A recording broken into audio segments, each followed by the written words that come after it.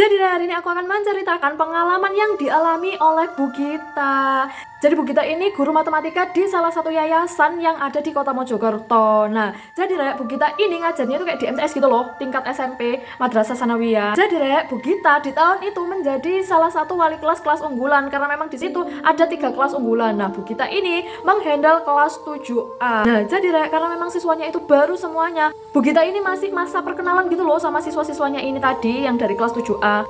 Nah, jadi di dalam kelas unggulan ini tidak terlalu banyak siswanya, hanya sekitar 17-20 orang lah, maksimal itu 23 siswa lah gitu. Nah, jadi kejadiannya dimulai dari dimana Bu Gita ini memberi instruksi ke siswanya untuk menabung, yang mana uang itu akan digunakan untuk study tour di kelas 8. Jadi anak-anaknya itu diwajibkan untuk menabung mulai dari kelas 7 biar tidak terlalu berat gitu loh bayare. Ketika di rumah Bu Gita itu kayak mengecek list tabungan anak-anaknya itu tadi. Nah, yang tadinya itu siswanya itu ada 17 siswa, tabungan yang diterima Bu Gita ini ada 18 buku.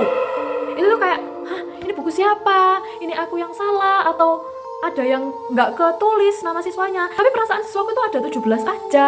Bu Gita itu kayak ngobrol sama dirinya sendiri kayak gitu loh. Kayak, nah, jadi keesokan harinya ketika Bu Gita itu ke kelas, Bu Gita itu kayak mengabsen siswanya satu persatu gitu loh, make sure that Bu Gita itu benar gitu, 17 memang siswaku. Tapi ini kok ada 18 buku tabungan, dan buku tabungan itu ada uangnya. Jadi di buku tabungan yang ke-18 itu tuh dia nabung terus setiap hari 5.000. Nah, jadi Bu Gita ini tidak terlalu memperhatikan nama-nama siswanya, dan memang yang mencatati tabungan itu tadi itu salah satu bendahara kelas 7A. Jadi ya yang namanya anak-anak ya ditulis aja siapa yang nabung ya langsung ditulis di buku itu tadi dan sesuai dengan namanya itu tadi. Jadi satu semester itu berjalan, Bu Gita itu baru menyadari ada satu buku tabungan yang tidak bertuan. Bu Gita ini konfir ke guru-guru lainnya, anak 7A ini sebenarnya ada 17 apa 18 sih, selama ini aku ngehandle itu 17 anak aja, ini kok ada lebihan buku tabungan 1, dan dia itu nabung terus selama 1 semester itu tadi. Nah, jadi di hari H pembagian buku tabungan, benar sekali tidak ada nama anak itu tadi di dalam kelas. Tabungan itu udah dibagikan, semuanya udah dapat tabungannya masing-masing, terus mereka itu sudah pulang, tinggal satu tabungan itu tadi yang tidak ada siswanya. Tapi di situ tuh jelas namanya ada, kelasnya ada, nomor absennya ada, dan dia ada di nomor absen 18.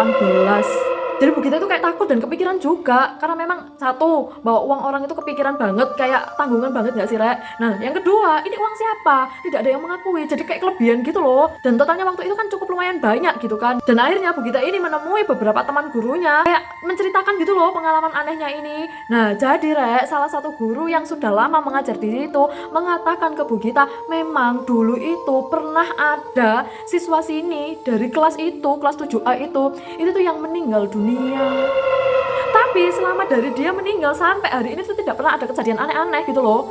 Ketika Bu Gita menjadi wali kelas 7A, itu tuh baru ada kejadian aneh seperti itu. Jadi siswa yang meninggal dulu itu karena kecelakaan, dan siswanya itu aktif sekali, dan kayak setiap kegiatan sekolah itu dia selalu ada, dia selalu ikut gitu loh. Ya kita nggak tahu ya itu beneran dia masih join di kelasnya dengan secara tak terlihat, atau sosok-sosok lain yang kayak memang mengganggu atau menyerupai. Jadi kita tuh juga berpikiran aneh-aneh ke sana, berpikiran kalau itu siswa yang meninggal dunia itu tadi. Jadi nggak tahu lah Bu Gita itu juga bingung, dan akhirnya Bu Gita itu minta saran gitu loh sama beberapa guru yang paham agama, yang mengajar agama di sekolahan itu. Ini uangnya enaknya dikemanain gitu, kayak mau pegang juga takut. Dan akhirnya salah satu guru di situ menyarankan Bu Gita untuk mensodakohkan atau menginfakkan uang itu di masjid saja. Bu Gita memutuskan mengikuti saran dari temannya itu tadi, uangnya ditaruh di kotak amal masjid itu tadi biar bermanfaat. Serem banget gak sih kayak iya gak sih, berarti kan ada di lingkungan kita lalu seperti itu, dan maksudnya kayak sampai ada benda fisiknya gitu loh. Kalau dilihat sekilas atau dengar suara, habis itu kan udah gak kelihatan ya. Ini kita ada bukunya, ada namanya gitu loh, ada uangnya juga, buku tabungannya itu ada uangnya juga, tapi siswanya gak ada. Serem banget gak sih? Thank you, see you in the next videos.